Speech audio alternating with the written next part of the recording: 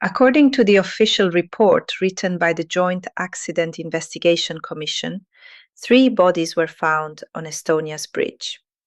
These 3 bodies are believed to belong to Captain Arvo Andresson, Chief Officer Juhan Herma, and Fourth Officer Kaimar Kikas.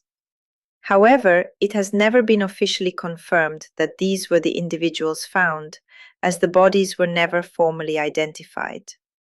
On the night of the sinking, the first distress call was received at 1:22 a.m.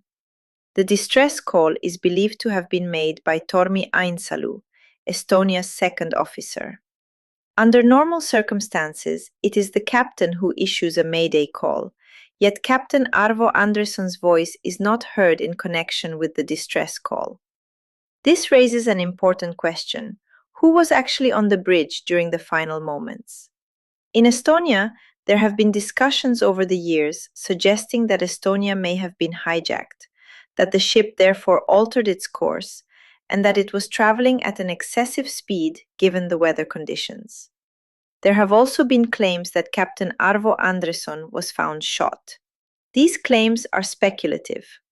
However, it is against this background that I want to present information from the German group of experts and their final report, Estonia Ferry Disaster, Chapter 27. Between December 1st and December 4th, 1994, the wreck of the ferry Estonia was examined by divers from Rockwater AS Stavanger and by remotely operated vehicles ROV from Smittag. They were contracted by the Swedish Maritime Administration. The primary mission of the diving expedition was to determine the following: whether Estonia could be salvaged and raised as a whole, how many bodies could be recovered without lifting the wreck, whether it would be possible to cover the wreck with stone or cement. According to Rockwater's report, the diving operations were documented on 19 videotapes. These tapes were later handed over to the Swedish Maritime Administration, as well as the Swedish National Criminal Police. Other tapes were destroyed 1 week later. Rockwater's divers were tasked with examining the bridge. There, they officially found 3 bodies. In its report, Rockwater states that the bodies showed signs of decomposition but were otherwise intact. However, in the footage shown to the German expert group, the bodies on the bridge were obscured by yellow light patches. The same masking was applied to other bodies found inside the wreck. In a separate report, Johan Fransson of the Swedish Maritime Administration wrote that one of the bodies on the bridge appeared to have been attacked by a fish. This information does not align with Rockwater's account, which stated that the bodies were, for the most part, intact. This is where the situation becomes strange. The bodies found on the bridge were never identified. One may then ask why this was not possible. According to accident investigator Börje Steinström, the explanation was that Rockwater's divers did not know the officers on the bridge. Identifying the deceased also did not fall within the divers' assigned duties. The divers filmed the bodies they encountered. They wore cameras mounted on their helmets. Therefore, their task should reasonably have included documenting the deceased on video so that their superiors could identify them. It would also have been straightforward to show the footage to the relatives of those who died on the bridge. The German group of experts, GGE, further states in its report that this situation is troubling. It is of great importance to know which individuals were present on the bridge during the final minutes of the disaster. Above all, it is crucial to determine whether Captain Arvo Andresson was there. According to available information, Chief Officer Juhan Herma and Fourth Officer Kaimar Kikas are believed to have remained on the bridge together with the captain. On videotapes B40C and B40D, the divers describe the locations of the 3 bodies as follows: on the starboard wing beneath a broken flag box, in the chart room without further specification, near the door leading out toward the stern on the port side, directly opposite the door leading to the internal staircase. Further details about these bodies are described in Andi Meister's book, The Unfinished Logbook. It should be noted that this information is not heard in the voice communication on the videotapes in question. Andi Meister was part of the Estonian delegation within the Joint Commission and resigned from the group in 1996. He left due to dissatisfaction with how the Swedish side handled the issue of identifying the remains found on the command bridge. He claimed that the Estonian part of the Joint Commission were not allowed to see the footage of the bodies inside the bridge. However, as Andi Meister was a part of the Joint Commission, he most likely talked to persons that had seen the footage. In his book, Andi Meister states that the body located near the aft port side door was wearing a red or reddish-brown suit. He also writes that the body found beneath the flag box on the starboard wing had a tattoo on its right hand. While the marked locations of the bodies are consistent, the descriptions do not match the known officers on the bridge. Neither Captain Arvo Andresson, Chief Officer Juhan Herma, nor Fourth Officer Kaimar Kikas wore a red or reddish-brown suit. None of them had a tattoo on their right hand.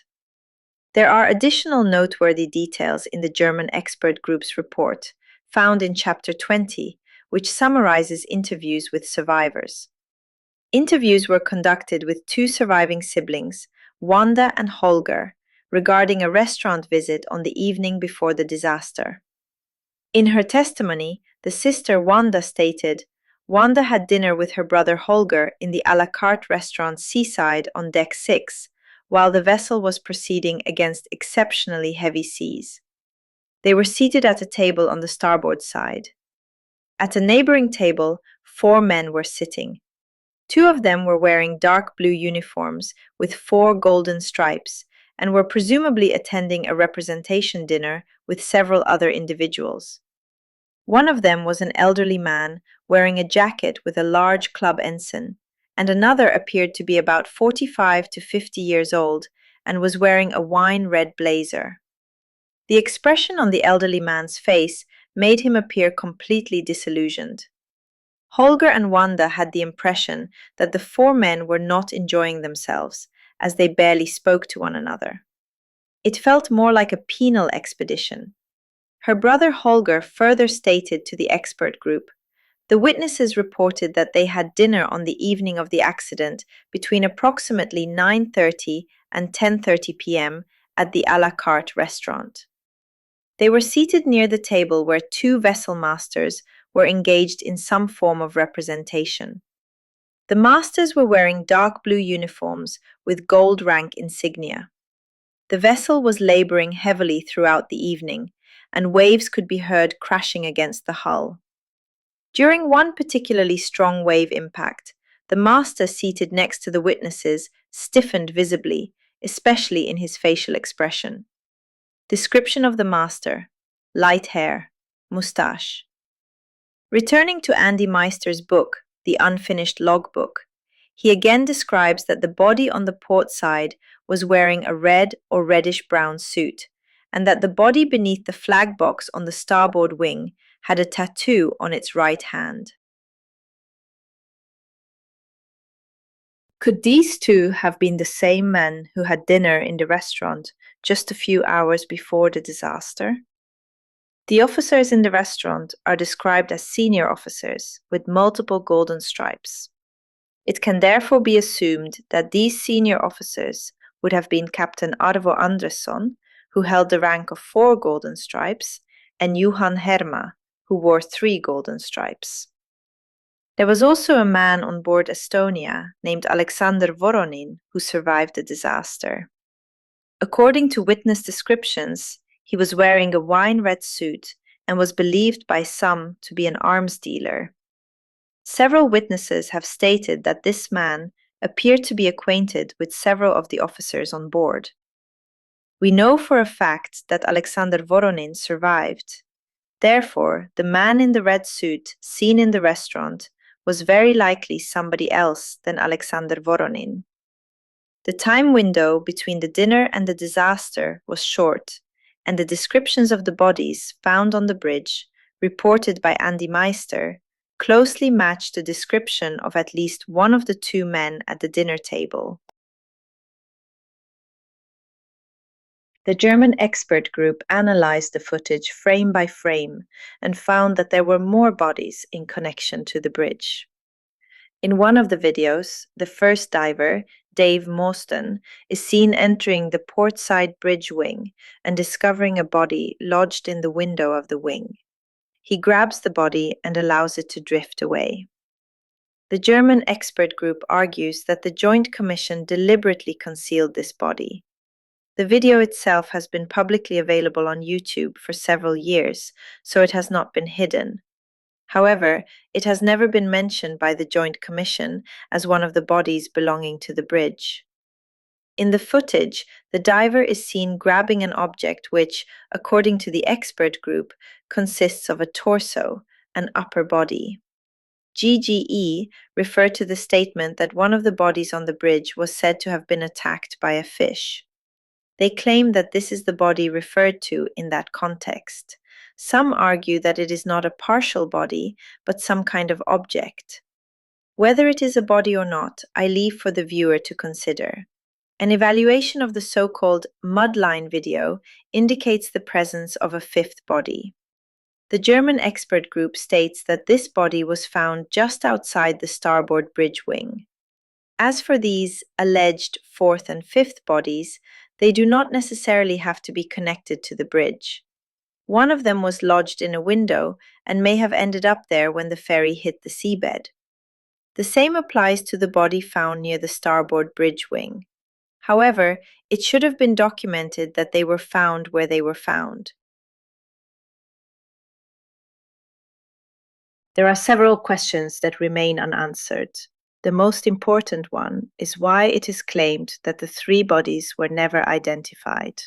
Over the years, one theory that has been discussed is that the cargo consisted of valuable military equipment. If so, there may have been an interest in retrieving it to Estonia. Perhaps an unauthorized person tried to drive the ferry. There are reports suggesting that Estonia altered its course and increased speed in a way that raised questions. Estonia and Mariella had followed the same route throughout the evening when Estonia suddenly began to drive away. These uncertainties surrounding who was present on the bridge may have contributed to the belief that the bridge was hijacked. In a disaster investigation, it is important to determine who were on the bridge at the final moment and to confirm their identities.